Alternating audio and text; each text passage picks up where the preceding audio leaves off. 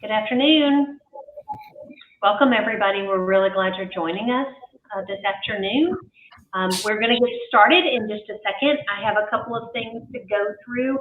Housekeeping. If you've been attending the last couple of days, you probably already know what I'm going to say, but I'm going to say it anyway. I want to remind everybody about our commitment to maintaining a safe and accountable space. If you have any issues or need any kind of assistance, please reach out to me. You can send me a direct message. It's at the top right corner of the event. It looks like a little conversation bubble that you can type that in. You're probably familiar with the tools that we have. It's a pretty interactive platform.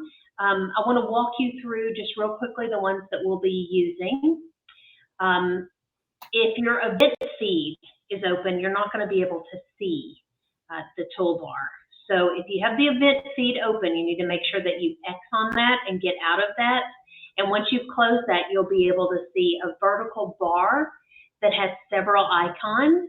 You're going to see speech squares, and that's the chat box. We encourage you, just like you're doing right now, saying hello, here's where I'm from. We encourage you to share information with each other. Then we have the Q&A icon, which is right below that, and that's really important. If you have a question for the presenters or the panelists, please, please, please put it in the Q&A. The chat moves very quickly, and we don't want to miss a question that you have. You also have the option to upvote some of the questions. So if someone puts one in there and you're like, oh yeah, I really want to know that, hit upvote. And so that way we can prioritize the ones to answer. There's also an icon that has people on it. That just shows you everybody who's in this current session. And then there's a poll, but we're not going to have any polls. The one I want you to pay attention to also is the resources. And those are the stacked papers. And they're the third from the bottom in that vertical toolbar. And if there are any resources from anybody who's presenting today, those will be there. I've actually already downloaded one of those because I found it very useful. So if you have any questions, like I said, feel free to direct message me. There is also the wellness room if you need to take a step back. If there's something that's activating for you, please feel free to use that to talk to some of our team members that are there. They have some really good things to help you if you're feeling like you just need a little bit of a break. Okay, so it's my pleasure to be the host for this session about building better bridges. I actually requested to host this one because I was very interested in the topic. I am going to introduce now Audria Choudhury, hope I got that right, who is going to get us started. She has served in family strengthening and the child welfare space for the last 8 years in India, in the US, and now in Africa during her time with the Miracle Foundation. She's worn a variety of hats, including data and evaluation, program planning, and partnership development. Her background in sociology and public health lends her a holistic lens in working towards a family for every child. And she is going to introduce everyone else. So Audria, I'm turning over to you. Great. Thank you so much, Millie. Good afternoon, everyone. We're so happy to have all of you tune into this virtual panel. First for us to do it in this kind of format where we've done it in person so many times, and now to bring it virtually and open it up to a whole new audience is a really exciting opportunity for us. So I'm just going to start out by doing a quick introduction to who Miracle Foundation is, who is this organization that is hosting this incredible panel. And so I'm just gonna, hopefully the slides are showing up for anyone just holler if it's not. But Miracle Foundation, we are an international nonprofit based out of Austin, Texas. And as Millie mentioned, we work in the US, India, and now Africa. And whether it's in the orphanage system in other countries or the foster care system here at home, our vision is to ensure a family for every child in our lifetime. And we do that in 3 ways. So first reunite, always preferring biological and kinship families over institutions. We also help prevent separation in the first place by training all levels of the social workforce on alternatives to separation. And we help stabilize placements so that children who are in the foster care system don't have to move placement to placement while finding their forever home. And so we do all of this through our Thrive Scale methodology, ensuring these 5 well-being domains for every family and helping them to progress to their goals. And we also have a tool called Foster Share that helps to strengthen the relationship between foster families and their case managers to support a child so that, again, that child does not have to move placement to placement until they find their forever home. So again, we are so excited to host this panel. I will turn it over to Madison now, but if anyone has any questions or would just like to know more about our work, feel free to contact me after the panel. And Madison, I'll turn it over to you. Thank you, Audria, and hi, everybody. Welcome. Thank you for joining us today. I'd love to hear more as to why people chose this session over the others. There were so many great sessions at this conference. This is my first year, and it's such a great pleasure to be here. My name is Madison Dow-Witten. My pronouns are she, her. I live and work from the ancestral land of the Southern Paiute tribe, or the Nuuvi people, otherwise known as Las Vegas, Nevada. My experience is that I grew up in the foster care system myself, spent about 7 years in the system and exited the system, and have been really dedicating all of my entire adult career in working with and partnering with people with lived experience to transform systems. It's with great privilege to be able to work with the Miracle Foundation to support these types of panel conversations that lift up the voices of those with lived experience. In my day job, I recently just graduated with an LMSW degree, and I'm moving towards becoming a clinical therapist. But in my day job, I work with lived experts in federal technical assistance, and most recently doing some poverty work. With that, I'm going to be turning it over to Antisha to introduce herself, and then we will give you a little bit more of an explanation of what you're going to see in today's session. Antisha? Good morning, everybody, or afternoon or evening, wherever you're at watching us. We're just so glad that you're here. My name is Antisha Chesterton, and a little bit of background about myself is when I was 9 years old, me and my 3 siblings ended up in a kinship care placement with our maternal grandparents. We remained in that kinship placement until, unfortunately, when I was 16 and my younger sister was 15, we were put back into the foster care system, and I ended up aging out at 18. When I aged out of the system, at the time I was pregnant. I had 2 children by the age of 19, and I saw that there was a lot of policy work, a lot of things that needed to be changed within the system, not just surrounding supporting pregnant youth in care, but just supporting youth in general that are going through the foster care system. And so I got involved with a lot of advocacy work. And then I found myself in a kinship placement myself, being the kinship provider. And so my sister's 4 children ended up in a foster care system, and in the foster care system. And I ended up taking in her 4 children, as well as having 3 children of my own. At the time, they were all 7 and under, so 7, 6, 5, 4, 2 3-year-olds, and a 1-year-old.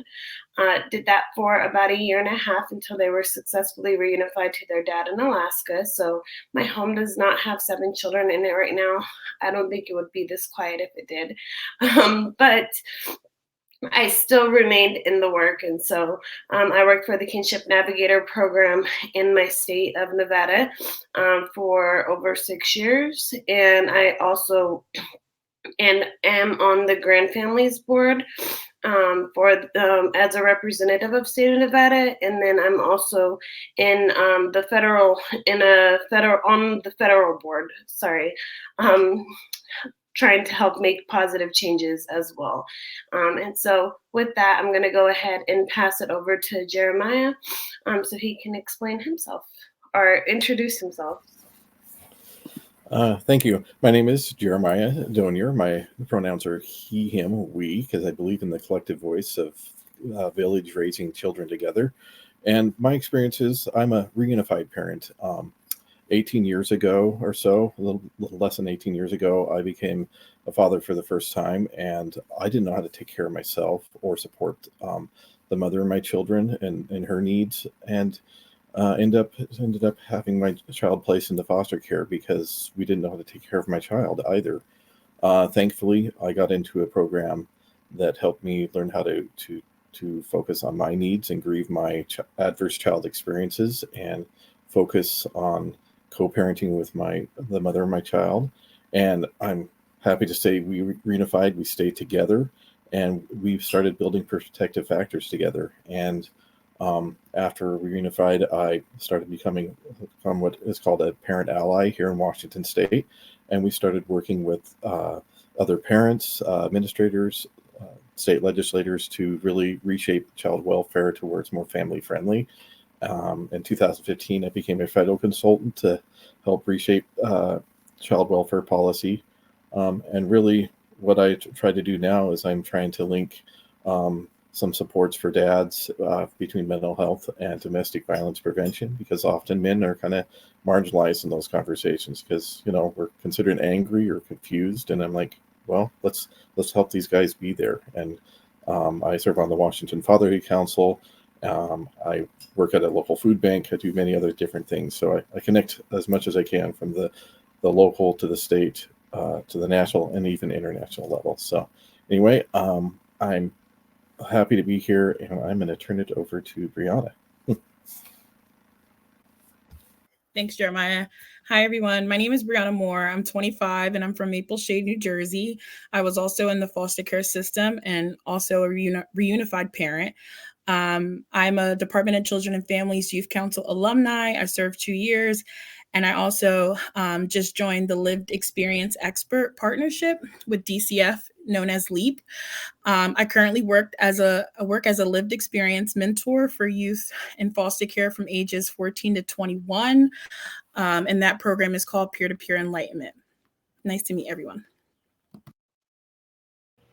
Thank you so much. And for those of you in the chat, thank you for introducing yourself. We'd love to know where you all are coming from as well. And as you can tell from this group of introduction, we have a powerhouse of a team here who's going to talk about what we're going to cover in this session. Next slide, please. So the learning objectives for this session is really understanding best practices for engaging birth families and resource families. While we are talking about folks who are interacting with the child welfare system, we're also inclusive of folks who are not formally involved with the child welfare system. We know that there's a lot of children who are cared by relative caregivers. And so this is really meant for anybody. And then identify any strategies to promote shared parenting between birth parents and resource families. And when we say resource families, we're inclusive of adoptive families, foster families, and relative or kinship caregivers. And what may be unique in this session is you're hearing directly from those who not only lived it, but also have dedicated their lives to really improving outcomes for children, youth, and families, especially for those who are interacting with the child welfare system. Next slide, please. So we're going to do, it may seem like a panel discussion, but what we're going to attempt to do is a fishbowl discussion. We typically do these live in person at conferences, and we'll invite an audience member to join the conversation and share from their reflection and perspective.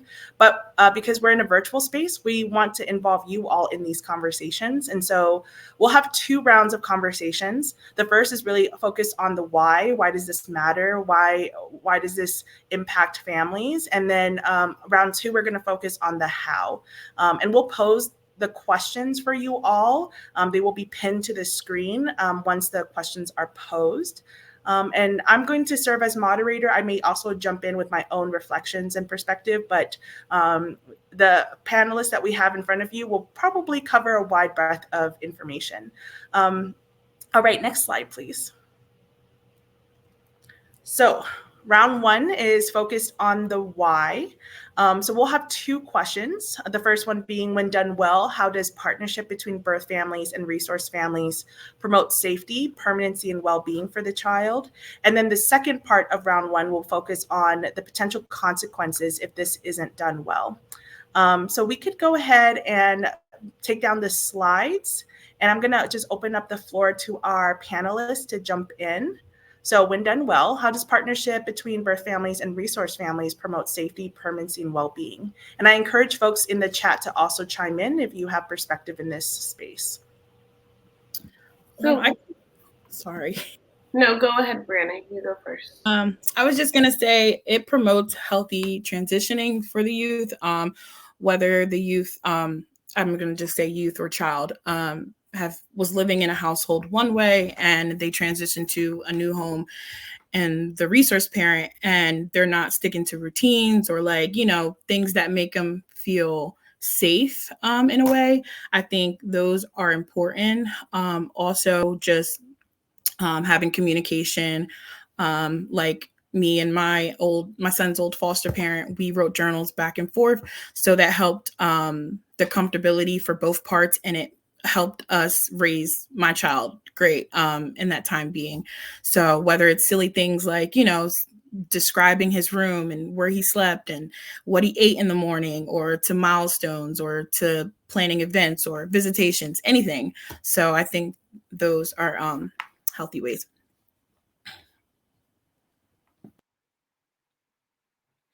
And I wanted to share. So when done well, it helps our children build that healthy self-esteem, right? Our children don't want to feel torn between their caregiver, the person right now that's taking care of their needs, meeting all of their needs, but they also have that love for their birth parents, right?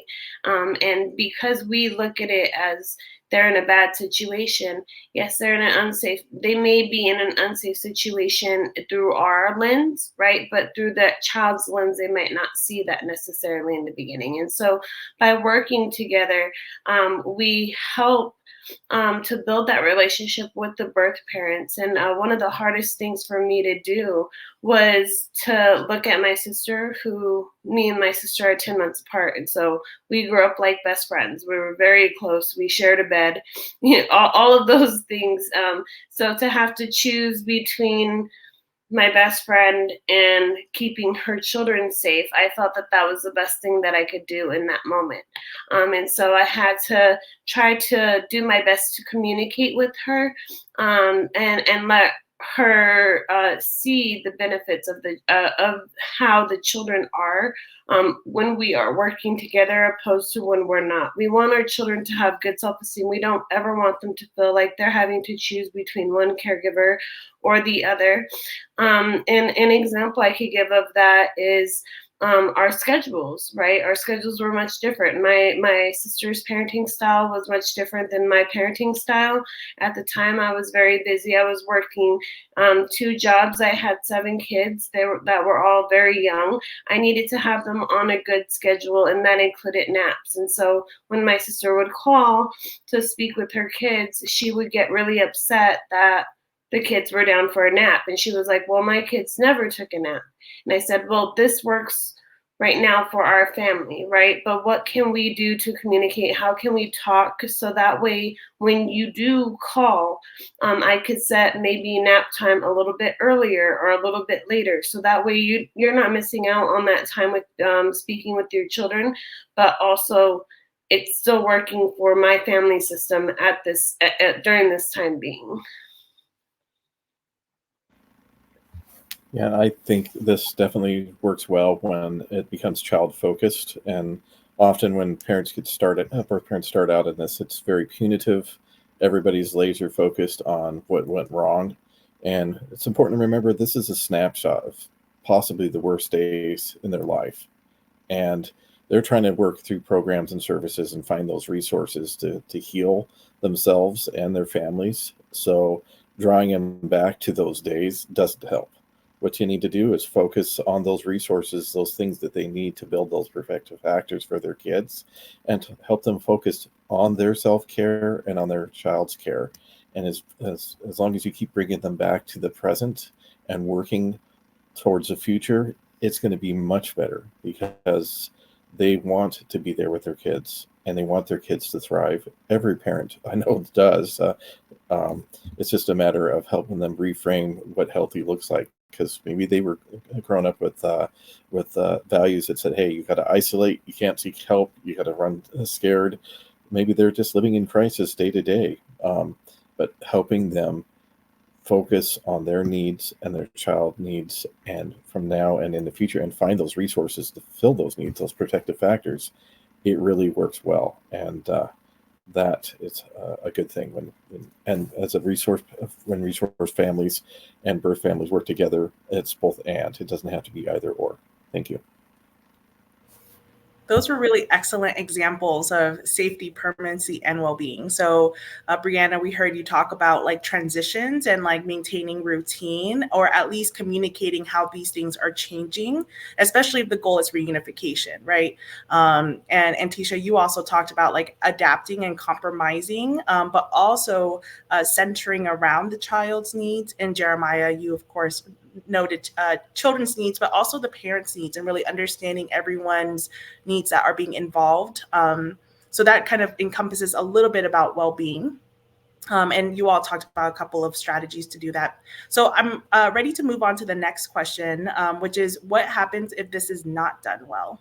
And appreciate those who have chimed into the chat who also affirmed belonging, cooperation, and parents knowing their children best. But anybody want to start us off here? Oh, you're on mute, Antisha.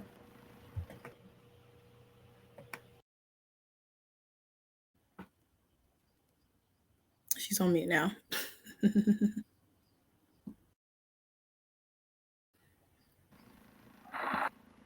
Well, I'll try to jump in here. I think when it's not done well, there can be a disruption between parents and their services. I mean, I know I can speak from my own personal experience. When it's not done well, the focus is on the past or things that have gone wrong, rather than saying, how can we make this right? And safety and risk is important, of course, but protective factors are so much better. It's a much better lens to look at how to build a village, not only around the child, but around the family. And when it's not done well, it's just, you have conflict.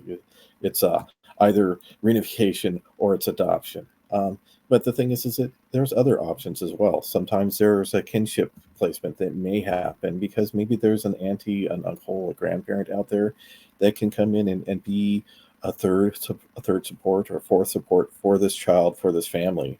And it's very important for the child to know about their cultural and family history, not only just for their emotional and social well-being, but also for their long-term health, because they need to know what's in their DNA and what factors, medical factors may come up with them as they age into adulthood. So thank you.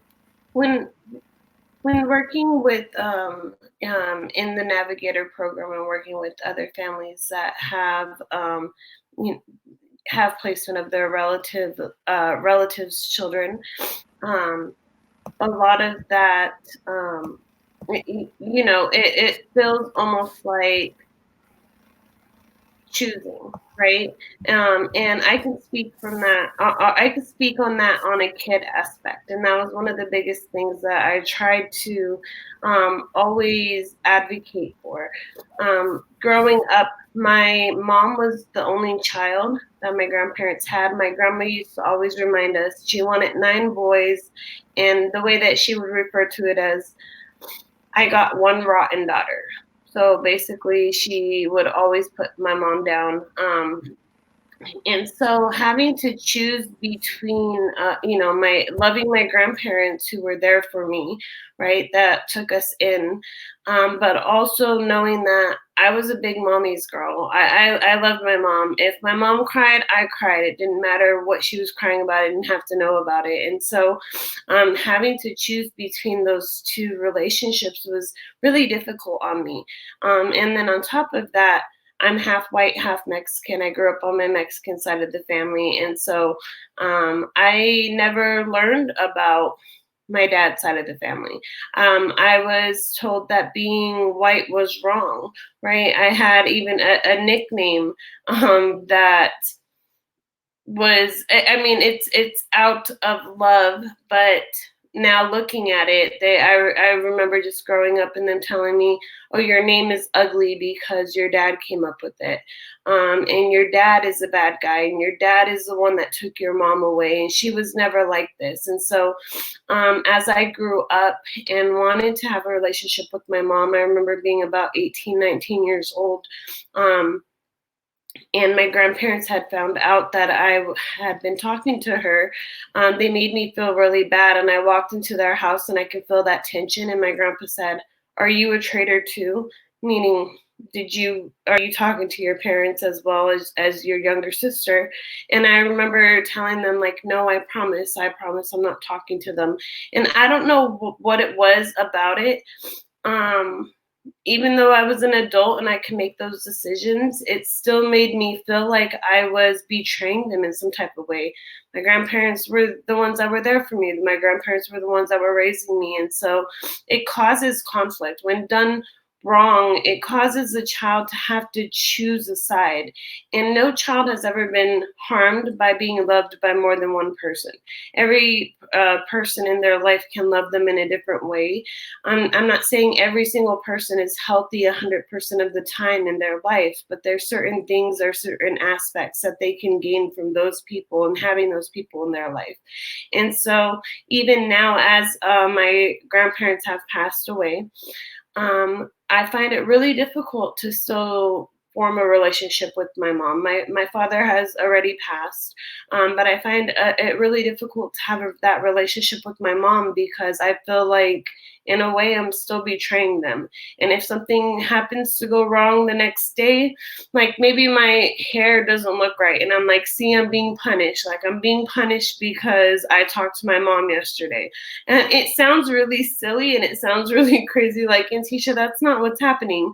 But in my head, that's what I was raised to believe. And so having that conflict, and we want our kids to know the bigger the community, the better. And like I said before, and I'll hand it over to Brianna, but no child's ever been harmed by loving more than one person. No child has ever been harmed by having a bigger community and a lot more people that they can reach out to.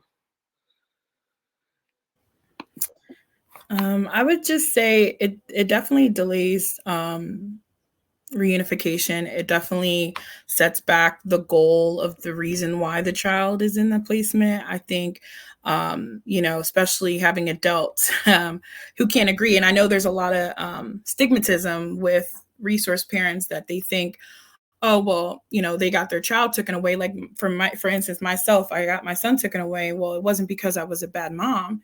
It's just because I didn't have the resources for housing. I lost my house. I was depressed. I didn't have the therapy I needed. And I think those are really big highlights. And also the stigmas for resource parents, like, oh, they just want to do it for the money, or they're just trying to whatever, have control over their family.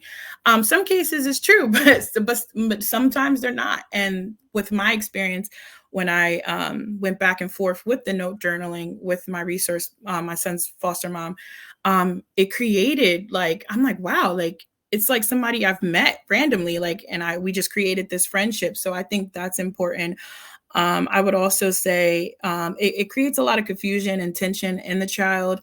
If the child, especially for younger children, if the child is in the resource home and, they're, coming back to the birth parent and they're not really they're like, okay, well, I was told this, or I call my resource parent mom and I call my resource parent dad. And then coming back to the parents, and parents may not like that.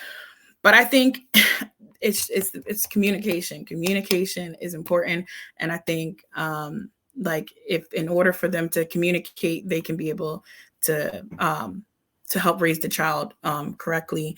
And it creates, it helps delay anxiety or moving a lot of these children move resource homes to resource homes. And I just think just really thinking about the child. So thanks. Thank you so much. Jeremiah, did you want to add? Yeah, I saw a comment that I wanted to reply to. Kids can feel real guilty and responsible for what happens. And as parents, whether you're a birth parent or foster parent or kinship parents, we need to let kids know that this isn't their fault. That they are loved by everybody, and sometimes parents need to go work on themselves. Sometimes they need to put their children in a place where they can be cared for, because their parents don't have the capacity to do that. But we definitely want to let the kids know it's not your fault. We love you, and you're not responsible for what happened. And I think that's a message that when we work together and communicate together, we say, yeah, we're working on making sure that you have a loving home, and that's the focus. And birth parents, when they realize that too, say, hey, I do need to take care of myself, but unfortunately, I got to get a different place for my kid at this time.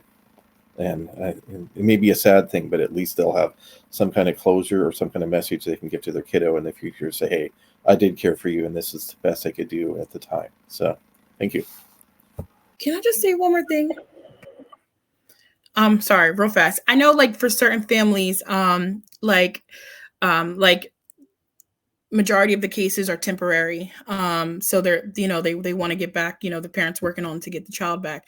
I think also having that communication between the caseworker, having that communication between the birth mom and the resource parent, like understanding and also trying to teach the child that their switch is temporary, because I think a lot of in other cases people be like, okay, well, this is how it's going to be, and they don't have no hope, or like nobody's telling them what's going to happen just because they're a child. But I think the child should know, like, okay, like whether they're like 5, but like, okay, like, I'm just having you for a short time, but eventually you're going to go with mommy, and that's what we're doing. So I'm just helping your mom out, or like stuff like that. So that's what the resource parent used to do a lot with my child. All of these resonate. And from all of the years I've trained and worked with resource families, foster parents, relative caregivers, and adoptive parents, and I've heard from people from across the country, I think sometimes conflict is a result of fear and not knowing, right? It's the lack of communication that's happening. And there's a lot of stigma that's all over in the media, in the news, and sometimes in conversations around the reasons why kids enter care, or the intentions for why foster parents and relative caregivers are doing what they're doing in terms of trying to offer support. So these were really great examples. So Brianna, thank you for bringing up the importance of stigma and like acknowledging that and talking it through. And Jeremiah, I think you talked a lot about not being just deficit focused, but also looking to the strengths and considering promotive and protective factors, and not just for whatever reason brought the family into the attention of the system. And then Antisha, you talked a lot about how conflicts between caregivers can cause identity issues for children, and self-esteem issues, and how they see themselves is often reflected on how they see their parents. And so these are really important things for those of you who are in the mental health space, these are things to assess for in situations where there is cutoff, triangulation, maybe children are being asked to pick sides. These are things that can really adversely affect a child's mental health and well-being. And these are things for consideration. Audrey, do you mind pulling up this slide just so we could get to the summary? Thank you, Audrey. Thank you again so much to everybody who are participating in the chat. I don't think I disagree with anything that's there. Can we go back to the previous slide? Thank you. So just some key takeaways, because I know we talked quite a bit already. So shared parenting promotes 1, a sense of security for the child. 2, it reduces the needs to pick sides. 3, it models healthy and productive relationships. And finally, helps to foster a sense of community, all working together in the best interest of the child. A lack of partnership can result in 1, a lack of trust, not only between parents, but also with the child. It could definitely increase conflicts and stress for all parties, and can result in a delayed or failed permanency effort.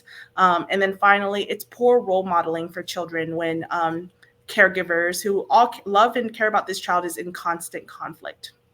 All right, so we're going to move on to the second round. Here we're just going to focus on the strategies. I'm cognizant of time, but I think we should have enough time to cover all of them. So the first question is, what are the strategies that have and can facilitate partnerships between birth families and resource parents? And then we'll go into the second question, which is, what is the role of caseworkers and other professionals in facilitating this partnership? So we'll start with the first question. I'll turn it over to the group, and maybe I'll pass it to what we could start with Jeremiah on this one. What are the strategies from your experience that can facilitate partnerships between birth families and resource families? Well, one of the very early engagement models I know about is called comfort calls. And this is something that a social worker can do with the resource parent or the kinship placement, and to talk about, to call the birth parent and talk about some of the things that the child needs. Is it some homework? Is it a favorite toy or a blanket? Is it medication? Is it anything that that may be missing that when they were placed in the shelter care that the child needs? Because that helps frame the conversation about what the child needs rather than trying to focus on what went wrong. And then at the end of that call, if it's safe and it's approved, they can actually talk to the child, and that lets the child know that their parent is placing him in a safe place, and the parent needs to work on something for a while, and it helps really reduce that anxiety that the child feels. So that's one really good tool that a lot of people should consider, because it's for the child, and it helps wrap support around the child and gets that information that the placement needs about what the child may be missing when they were pulled out of a home. So thank you. Brianna, yeah, I would say I think having, whether it's monthly meetings or bi-weekly or something, to have a meeting with the caseworker, birth parent, and resource parent, that they're all staying on the same page, because I know caseworkers tend to change a lot. So they're not always keeping up with the communication barriers between the birth parent and resource mom or resource dad. So I was also just thinking they should have an app. It sounds crazy, but they should have an app where it's so the resource parent doesn't have to share their phone number information, and then the birth parent doesn't have to share their phone number information, and that they could meet on the app, so they're talking regularly while the child is in the resource home. And I think that's good, because I know sometimes there may be questions, or if the child is can't sleep through the night, it would be like, well, hey, let me text the birth mom and be like, well, does this usually happen? If so, what soothes the child? So I think those things are important. I think could help the child and the resource parent communicate.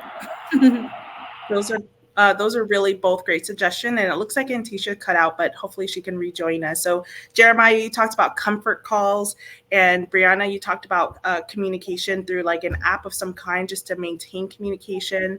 I think if I were to offer one, I think one of the biggest challenges with facilitating partnership is the stigma part of it. And so where I have found a lot of great success is hiring people with lived experience, like other birth parents who've gone through the system, or relative caregivers who've worked with the system, or foster and adoptive parents who've navigated the system, and having them partner with those who are currently involved with the system, and really training everyone on the importance of shared parenting, and really reinforcing that through training and coaching.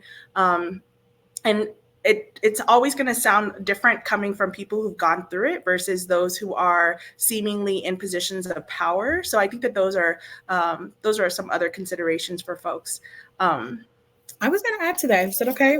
Mm-hmm. I was going to say one more thing, because when I was introducing myself, I work as a peer-to-peer mentor, as a lived experience mentor for youth in foster care. So like how you were saying, Madison, it is important to hire people with lived experience, because they've gone through it. They know how it feels to go through it, right? So I could say in my work, it has been effective for our program to have launched almost 2 years ago. And it really helps these youth because, you know, they're heard, they're seen. It's not just another caseworker. They're actually like, wow, like she's been through, and it has made, like, I've had a lot of successful cases because of that. So that's just proof that it works. So thanks. Thank you. Welcome back, Antisha. You want to, we're still on the first question if you want to answer it. Okay.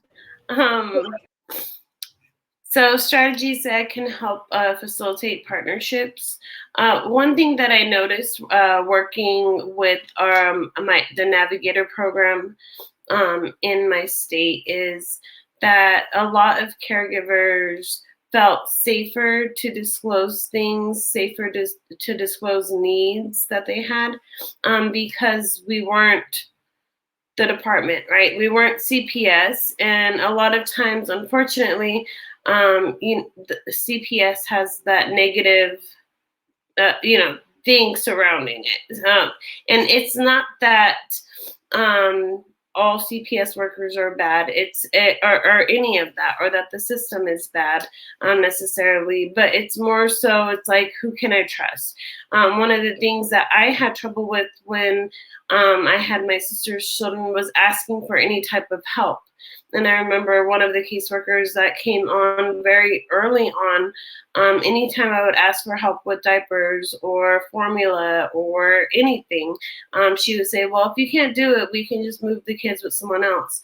Well, there's a difference between you moving the kids with someone else who is already receiving foster funds, whereas me as an unlicensed caregiver, kinship caregiver, I don't have access to those resources. I don't have that extra funding. I'm over here working 2 jobs and trying to just do the best that I can to take care of the kids. And so when we think about partnership, sometimes we need those caseworkers to come in. And I know caseworkers have a very heavy load, and sometimes that's just, it's a lot for them. But even doing something like facilitating visitation, when I had my sister's kids, they basically said, well, you figure out visitation, it's on your clock.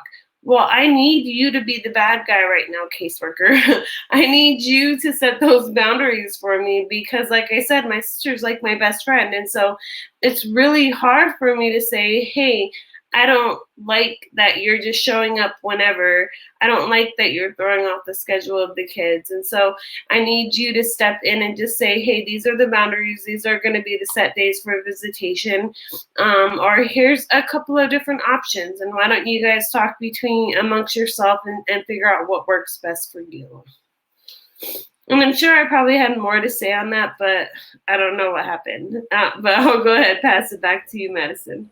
It's all good. And so I think in all of the examples, we heard a really important role for professionals in facilitating these relationships.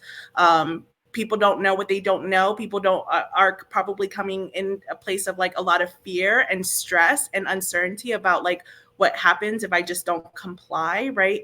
And so I think that there's a lot of concerns. And so I think we could probably move on to the next question, which is around the roles of professionals and caseworkers in facilitating these relationships. We heard obviously comfort calls, like caseworkers initiating comfort calls to set some expectations and level set. We heard facilitating visitations or setting expectations around visitation.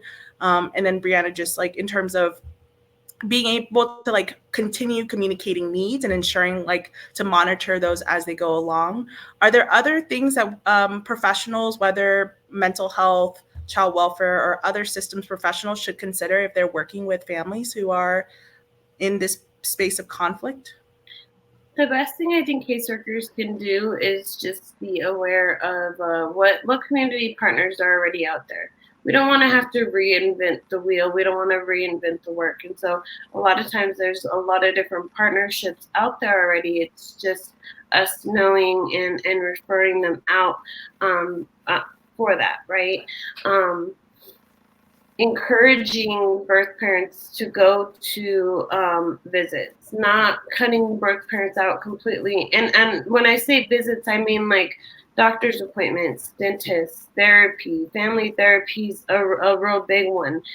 We want to know that when children are being placed back in homes, that a birth parent are able to that they're able to maintain those appointments that those children are having.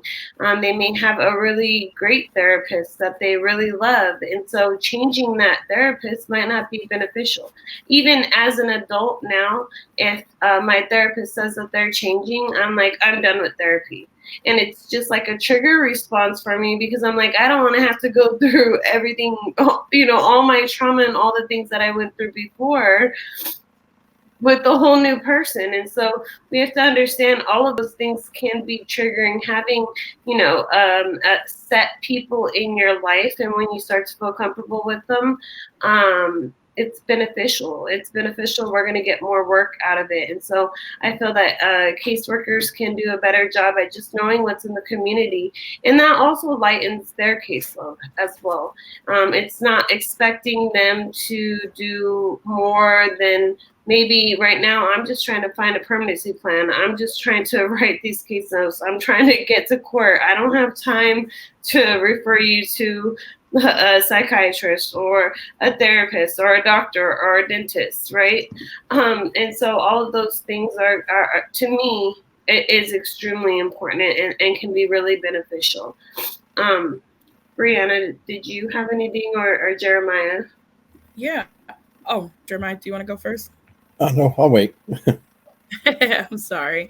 I was just going to quickly just add, I would just say it's really important that caseworkers go into homes with ears to listen rather than to just talk. I think really understanding the environment, the culture, the background, and really listening to the birth parent and the resource parent of what they're voicing, or, what the birth parent wants, I think is really important. And also, I would just say, like, trying to code switch in a way to meet the families where they are, instead of just looking as a higher figure to the families or resource parents. I think that's really important. And that's all I'll say. And I will build on that some too, in addition to talking about having some people with lived experience in this work. We all want people to be safe in this, and often dads will show up and he seems to be angry and he seems to be a threat. And the important thing is to find a partner, if you feel kind of threatened by him, to sit down with him and talk about what's going on with him. Just referring a dad to anger management doesn't really work, because often, hey, go take an anger management class, go back to work. That's not helpful. For me, it was like I needed some counseling, and it helped me to be in counseling for quite a while to work through the things I experienced as a child, so I could see the needs that I needed to build for myself and build those protective factors for my child, and see the wonder that my child is.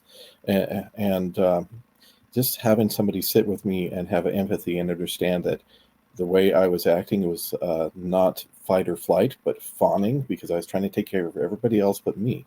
And just to kind of sit and understand how to take care of myself.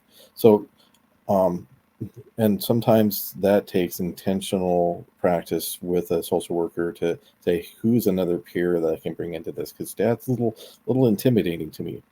Find somebody or hire some peers to do this work, because often men, especially men of color, low-income men, are marginalized because they don't have a lot of those supports to really be there. But if a guy's showing up, he wants to be there. He wants to care for his kids.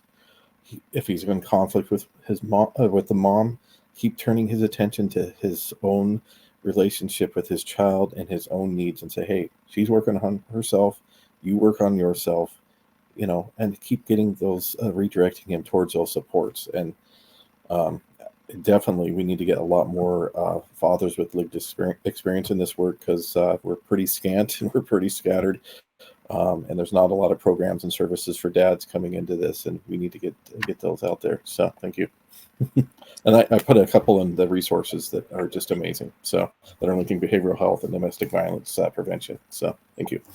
And I was gonna just add real quick. I know we're running out of time. But even when we think about like growing up as kids, it's like when your father gets home, I'm going to tell him what you did. And so fathers were always made out to be like the disciplinary, the bad one. Like, oh my gosh, I don't want to get into trouble with my father. And that's not the case, right?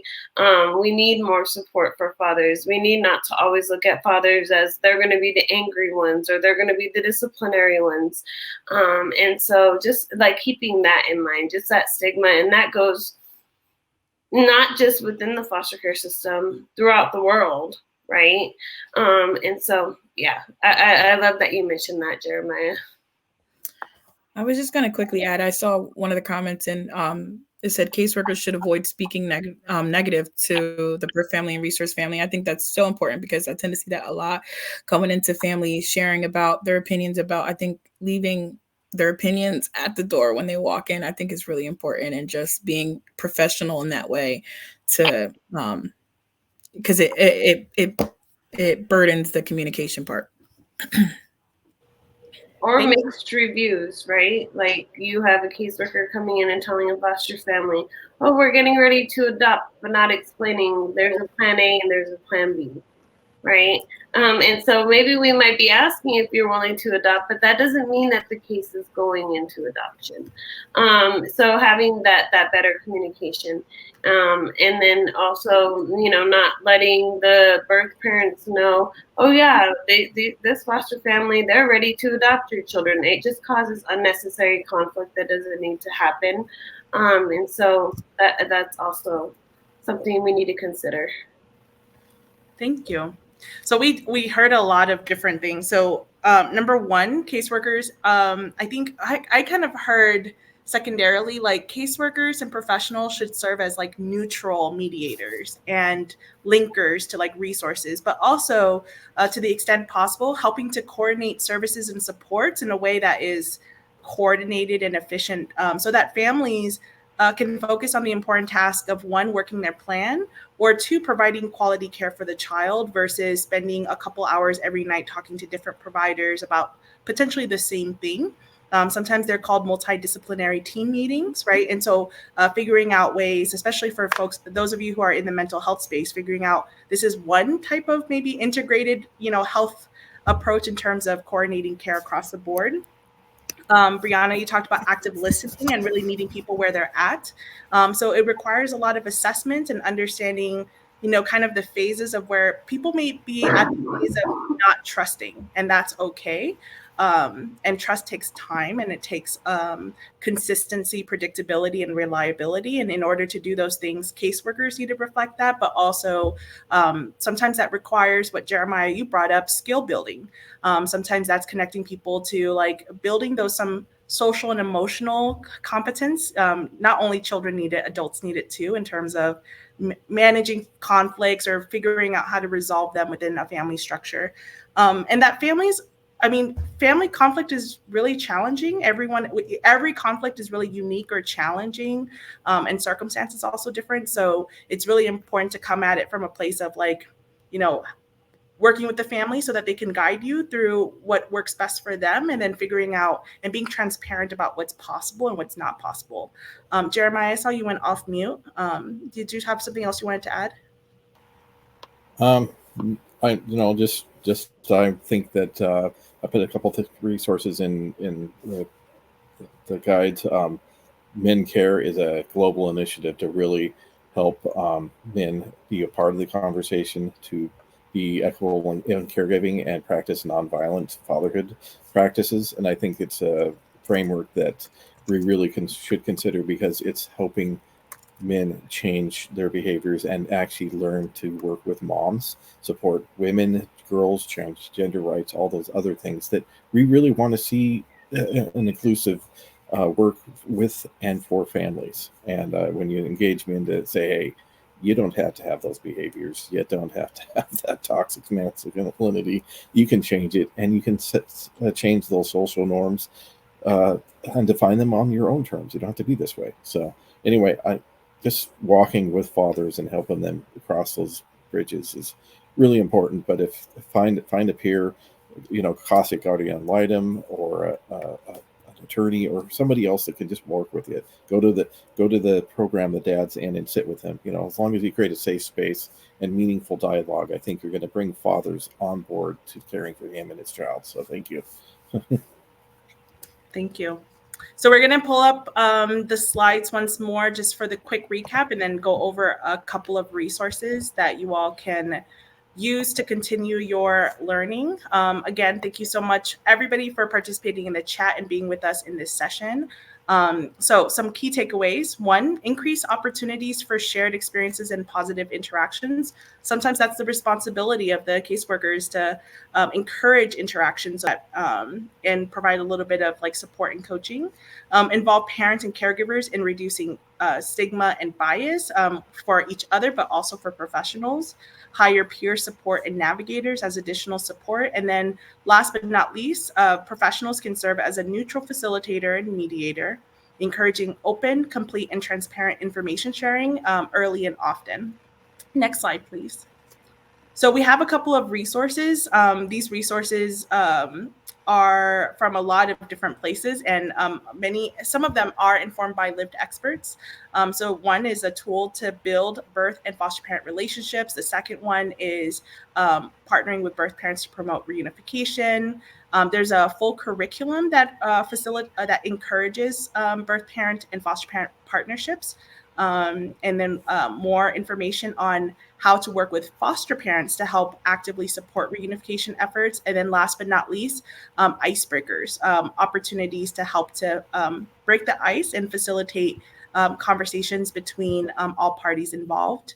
And then I think the final slide is our ending slide. So thank you. I didn't see any questions in the chat. I hope that we answered all your questions. With the time remaining, I'm curious if folks can just put into the chat one takeaway from this session and what they hope to do with this information. That would be helpful.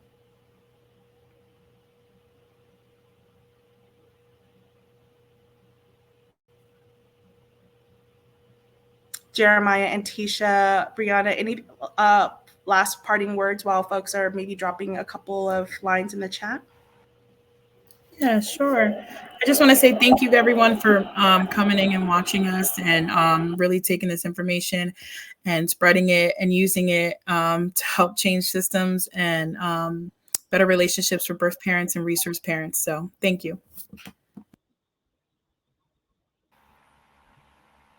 I would just say, hey, if it takes a village, we are a village together. And the more we work together for families and children, the more we help heal a lot of the intergenerational trauma that has been passed down to us. So it's not systems that we have to deal with. It's also that history that we're trying to overcome and be healthy and whole. And yeah, we're all here in this together, building a village. So thank you.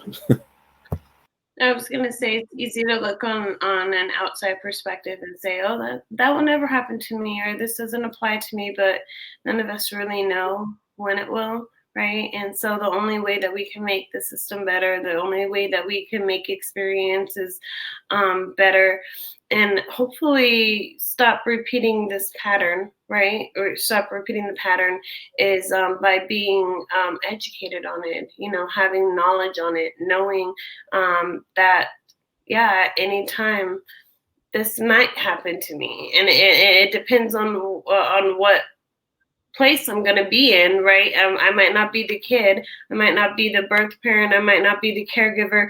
I might not be the worker. It just, whatever life throws at us, we kind of just take it. And so the more knowledgeable that we are, the more understanding that we have, the better that we can fix the system. And it's not going to be an overnight thing, but we're working really, really hard.